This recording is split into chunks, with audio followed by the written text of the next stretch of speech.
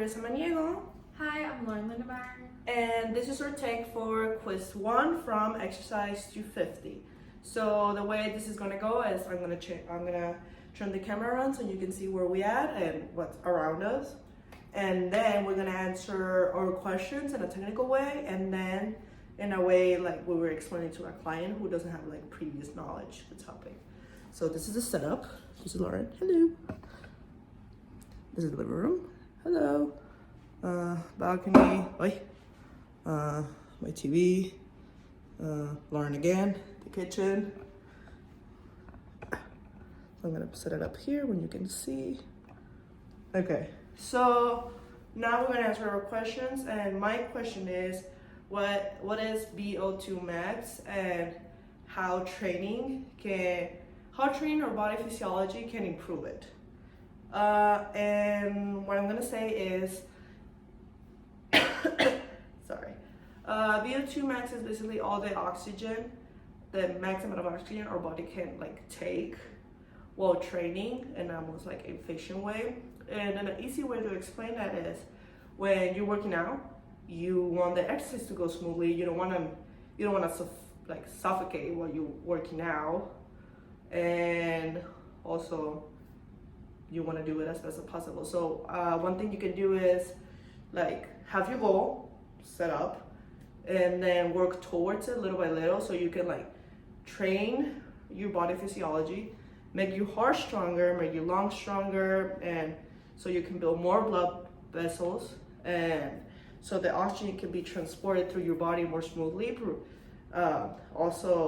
It provides with energy, which is what we need. And that's basically what you can do. So that's all I have to say basically. And for my question, I had, what is skeletal muscle fascia dysfunction and how does that relate to DOMS?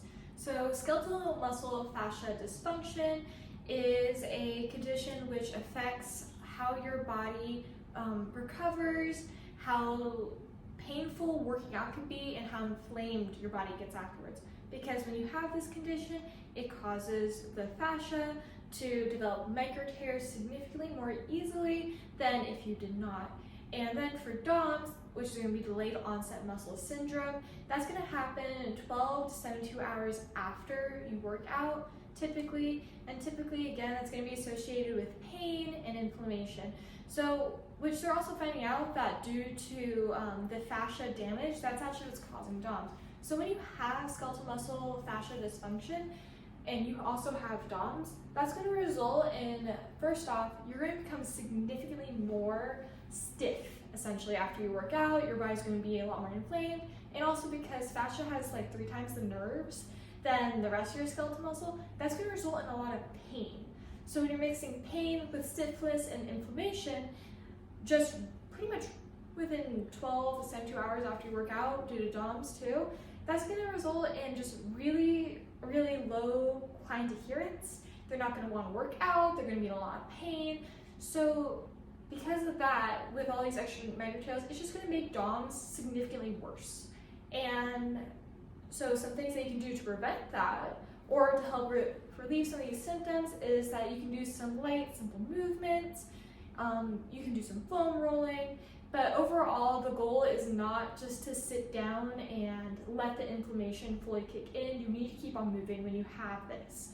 You can also take some ibuprofen like immediately after you work out, so then you can stop the inflammation immediately afterwards, which can help reduce the amount of DOMS syndrome that you will have, because the skeletal muscle fascia dysfunction is going to directly make DOMS feel significantly worse. And for my client, I would say to my client, hey, you have skeletal muscle fascia dysfunction and you also have DOMS.